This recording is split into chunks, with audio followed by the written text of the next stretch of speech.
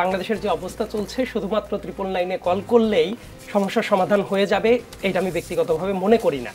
দেখেন law and অর্ডারের যে সিচুয়েশন অন্তত 1 মাস আগে যা ছিল সেই জায়গা থেকে কিন্তু অনেকটাই ভালো হয়েছে।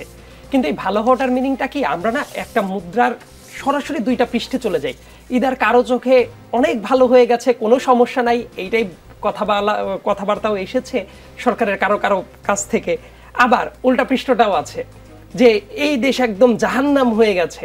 কিন্তু আমার কাছে মনে হয় এই ব্যাপারটা আমাদের ডে টু ডে লাইফ ধরে ধরে কাজ করা উচিত। অন্তত পক্ষে লাস্টের মাসে যে অবস্থা ছিল ফেব্রুয়ারিতে সেই জায়গার তুলনায় অনেকটা ভালো, কিন্তু একটা সংকটের জায়গাটা কিন্তু আছে। ঢাকা অনেকগুলো দিনের জন্য ফাঁকা হয়ে যাবে, সম্ভবত অনেকগুলো বছর পরে এত লম্বা একটা ছুটি পাচ্ছে সবাই। এবং যেভাবে কয়েকটা জায়গায়, যেমন গুলশানের একটা উদাহরণ সাম্প্রতিক সময়ে ছিল যে একদম টিভি ক্যামেরা ছিল, পুলিশ ছিল, আর্মির ভ্যান ছিল, সেই জায়গাতে গুলশানে একটা বাড়িতে একেবারে মব ঢুকে গেল পুরোপুরিভাবে। এবং পরবর্তীতে তাদের বিরুদ্ধে যদিও স্টেপটা নেওয়া হচ্ছিল, আমার কথা ইনস্ট্যান্ট যারা ছিল ওই জায়গায় ম্যাজিস্ট্রেসি পাওয়ার নিয়ে তারা দাঁড়িয়েছিল, সেই জায়গায় ইনস্ট্যান্ট কোনো অ্যাকশন তো দেখা যায় নাই।